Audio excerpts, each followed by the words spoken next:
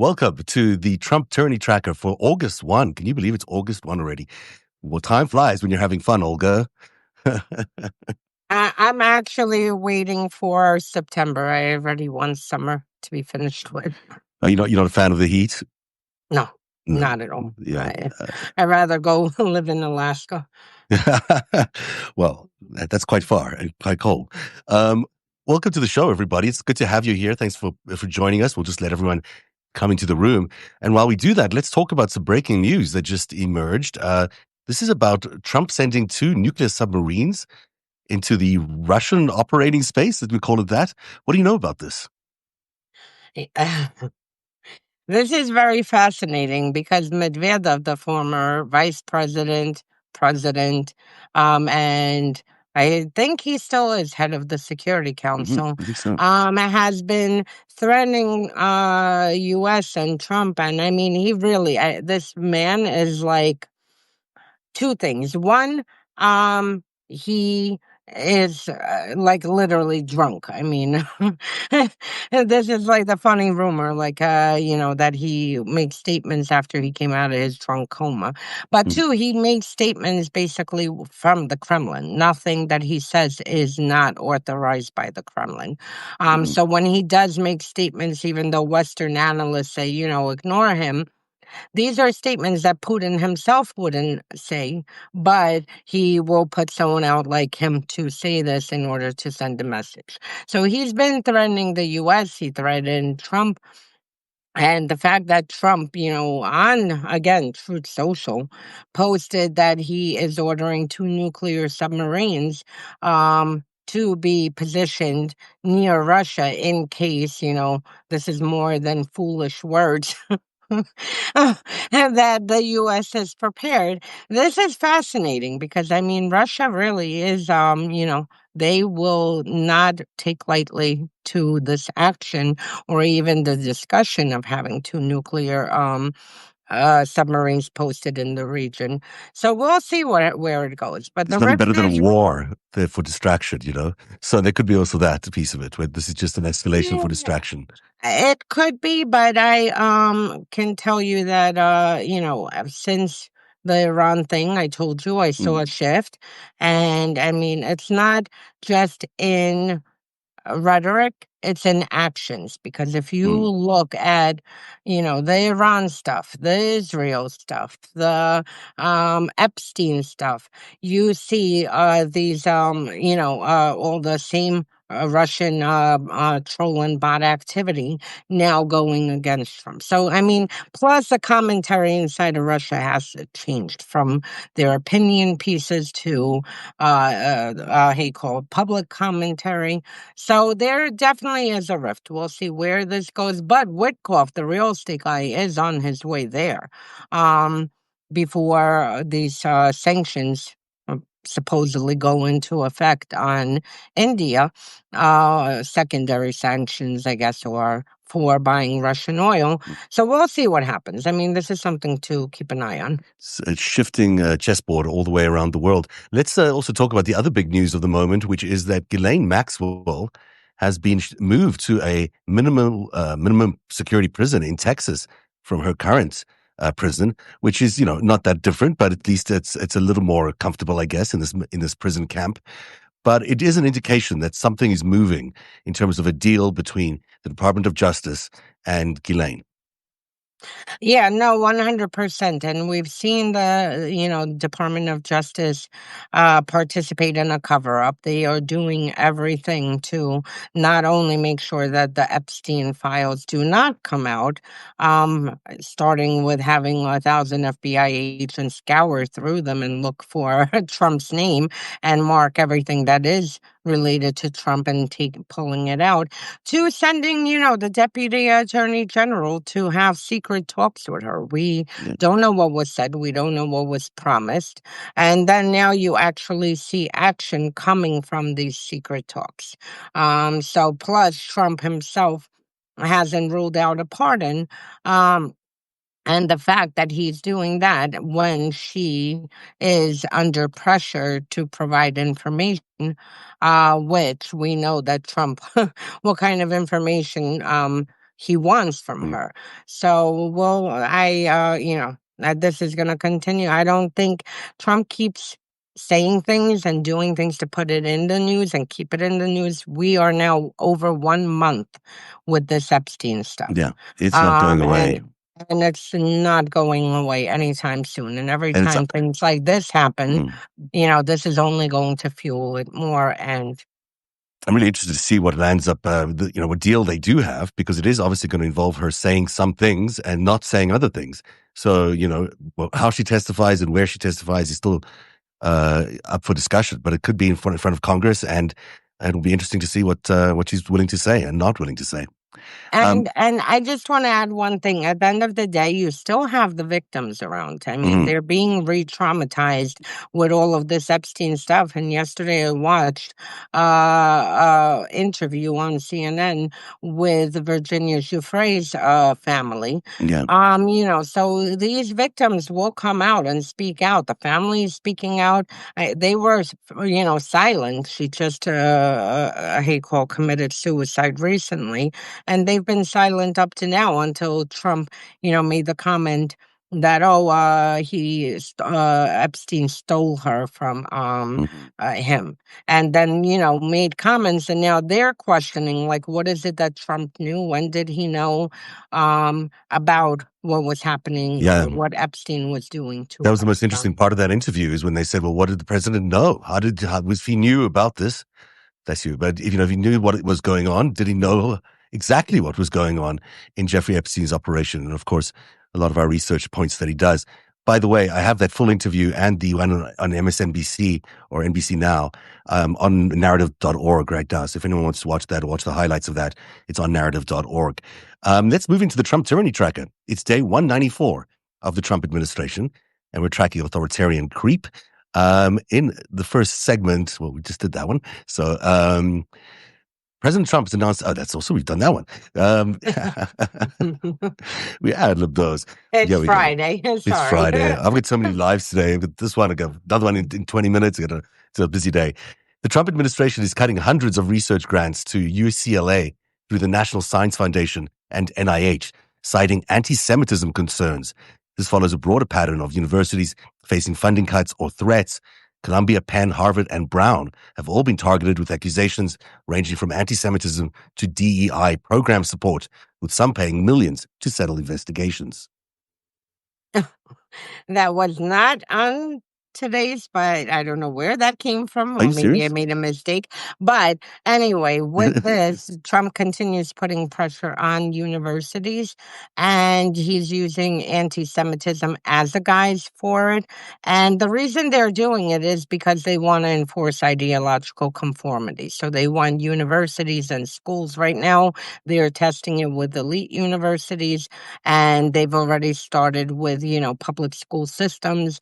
And basically, they want, like in Russia or like what Orban did in Hungary, they want to take control over the education system because, one, you can control what people learn and how they view the world.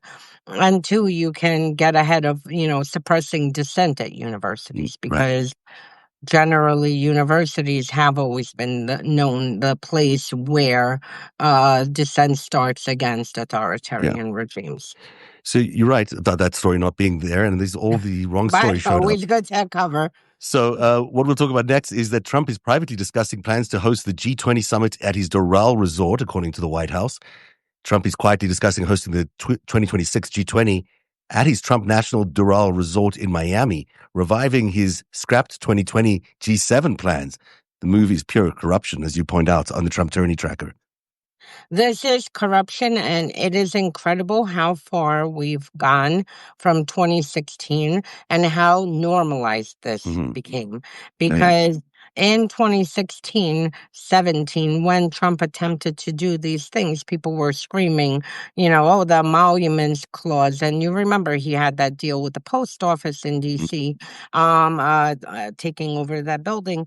And, at that time, people were actually screaming about this corruption. Yeah. And now you have this corruption that he, carried out in 2017 on steroids. I mean, the fact that he wants to host geopolitical event inviting countries to his country club Yeah. is the most absurd thing, that I've heard. And we just saw this coming off of Scotland, where he hosted not only tariff discussions, but UK Starmer. Um, and this is like blatantly mixing Yep. diplomacy and his business to enrich his businesses. And he's also using tariffs for this purpose in order to get deals, whether it's in the Middle East, whether it's in Europe, for his own personal businesses. If I remember the last time we tried to do this, the people chose not to go there because of the it wasn't the most maintained or well maintained of these resorts. It was full of cockroaches and a whole bunch of other things. So apparently that's why the world leaders didn't love the idea of going there last time. But who knows? Maybe they've renovated since. In our next story, the Justice Department's Inspector General failed to act for over 2 months on whistleblower complaints, accusing top officials, including Emil Bove III, of misleading judges and ignoring court orders. The complaints surfaced only after Bove's confirmation at a federal appeals court, raising concerns about the watchdog process and how it's gone really dormant. This is extremely concerning because we have, these watchdogs embedded in each agency, and the fact that there were whistleblower complaints and concerns about Bove telling, prosecutors, his team, literally, quote unquote, fuck the courts, ignore them, when they put an order not to disappear people off of U.S. soil to send to a gulag to El Salvador. They put this order in, and his response was, fuck the courts. And here he is, now confirmed, serving a lifetime position. Hopefully this will be reversed if we ever get our government back and they could impeach him. But at the same time, the more concerning, besides him being in this position, is the fact that you had, whistleblowers coming forward. And only because of this confirmation hearing was this finally made public, not because the mechanisms inside the agencies are functioning correctly. So they're clearly burying any kind of improprieties and crimes happening inside, and wrong. it's not becoming public. That is so terrible. Of course, the whistleblower whole process is what keeps government clean. And, the fact that they're polluting that and having the IGs bury stories is really and appalling. firing them. Yeah. Purging. I mean, they purged how many IGs now? So. It's really not business as usual in the U.S. government. Wired found that Doge aide Edward Big Balls Corstine, gained rapid admin level access to the SBA and USDA systems, handling the payroll of 650,000 federal employees, including the FBI and DOJ staff. That is quite a sensational claim that they're making there. If Doge has access to all these FBI payroll, because that might include informants. Absolutely. It does include informants. And here you have, Big Balls, a hacker who's unvetted, unauthorized. The agency Doge is unauthorized. Congress never authorized this agency. It's functioning illegally because you can't just, snap your fingers and create an agency. Right. And here you have those Big Balls who, has a very extremely shady past, was involved with criminal hacker groups, have ran websites on in Russia, has his his grandfather is, a famous Russian spy. And here you have him now with access not to every single federal employee, including the FBI. This does include informants who are, being compensated for their information they're providing to the FBI. This is, such extremely dangerous information that any government will pay for this to have. Absolutely. And so will any organized crime unit or anyone who's involved in criminal activity would find this very useful information, obviously, in terms of identifying people that could be, working undercover or informing on them. It's very, very, very dangerous situation indeed. At the Smithsonian, American History has removed references to Trump's 2 impeachments from its presidential power exhibit, restoring it to a 2008 version that omits him entirely. The change follows White House pressure during a broader campaign to purge perceived anti-Trump bias from cultural institutions. More propaganda, more censorship, but also this is galling that the Smithsonian would do this. This is really, if someone just wrote erasing history, this is erasing history. You have a thin-skinned, criminal president whose White House put pressure on the Smithsonian to erase the fact that there were two impeachments. Yeah. So, if it is up to him, and this again goes to the first story where that was not part of the tracker with universities, this is exactly what they want taught. And in Oklahoma, they have, incorporated the election lies to be taught in that Trump won the 2020 election.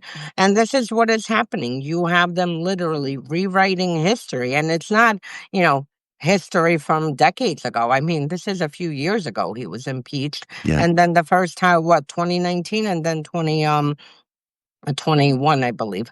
And the fact that they just want to erase it as if, and gaslight us as if this didn't happen.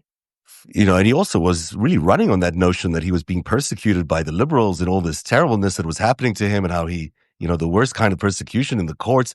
Now he wants it erased completely. It's kind of weird that he was running on that to getting himself into the second term that he has now. It's just appalling that this is happening in America. And what's even more dangerous, this in itself is, gross behavior that they're going to rewrite this, but they're also rewriting slavery. They're also rewriting, the darkest parts of America that we should acknowledge happened and then, work Learn on from it. Yeah. Exactly. You're supposed to learn from it and you're supposed to improve.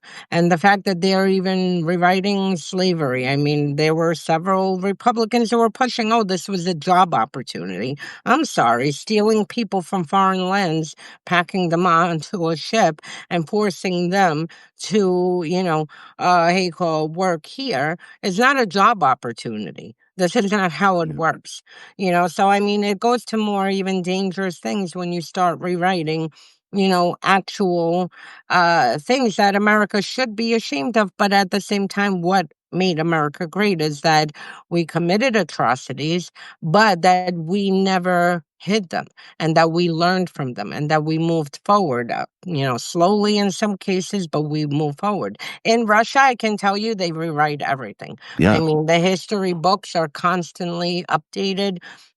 Depending on what agenda the Kremlin wants to push. So, I mean, it's not that they occasionally rewrite them. They just rewrote the history books again when it comes to Ukraine.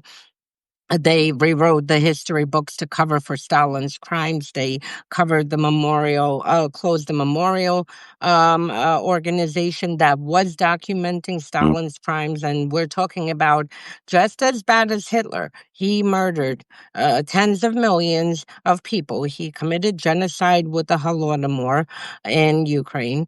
And this, if you read a Russian book, you're not going to learn about this. You're not taught this. So we're heading the same path. And that really is the really dangerous thing here. The more they cover up history, the more they cover up the truth, we will not know down the line what they're really doing. We will just not know what's happening because we won't have access to any verifiable information. So, it may all seem like it doesn't matter if the impeachment isn't included or not now, but in 6 months or 2 years from now, it'll be completely shielded. So much will be shielded from us. If we continue down the path that we're on right now. Did you see Kamala Harris on Colbert? She was talking about how what she wasn't surprised about or she couldn't predict was the capitulation of Americans and how many people have capitulated so quickly. And I think you'll concur with that. Oh, absolutely. And, I never understood this capitulation. I mean, the point is you're supposed to never capitulate. This is how you become successful. And the fact of this capitulation, which you can, that goes to the last story on the tracker of our human rights that we've been yes, this is downgraded. The international NGO Civicus placed the U.S. on its rights watch list for sustained attacks on civic freedoms, citing militarized crackdowns on protests, restrictions on journalists and civil society, and the criminalization of anti-war advocacy. The group downgraded U.S. civic space to narrowed, ranking it alongside El Salvador and Kenya. So this is where the U.S. has fallen. Yeah. You have, the government cracking down against protesters, the government using federal agencies to silence protesters. We're committing the most egregious human rights abuses right now, from disappearing people, which are very unconstitutional. They're not given any due process. Just for the human rights abuses that are happening in the internment camps that are popping up across the country, just for that, we should be downgraded. And then you have the fact that the federal government is weaponizing agencies to open investigations against organizations and media outlets who are covering this. Yeah. And then, of course, we discussed how many times with the Los Angeles protest, there were close to 36 cases of journalists who were assaulted, shot at, pepper sprayed, in order to prevent them covering what was happening there. And this, you had several organizations around the world, coming out to speak out that now journalists, it's very dangerous to operate in the U.S. as a journalist. So, I mean, this is not good news by any means. The fact that, Europe and the rest haven't thrown sanctions on us yet, but it will come. Right now, everyone clearly is staying silent. But, if this continues down this path a year, 2 years, and the abuses become more egregious, we're going to see sanctions. Of course, that's what's going to happen. The world is going to demand it. That is the Trump tyranny track for today. It's an extra story, a couple of extra stories, which we threw in.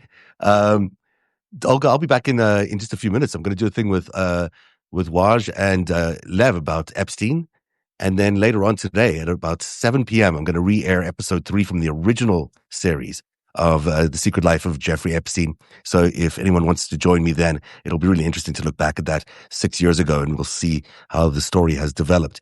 And everyone should, of course, subscribe to the Trump Tyranny Tracker and the Unmasking Russia blog that you do. Both must subscribe to, must follows, because that's where you get all the latest news in administration creep.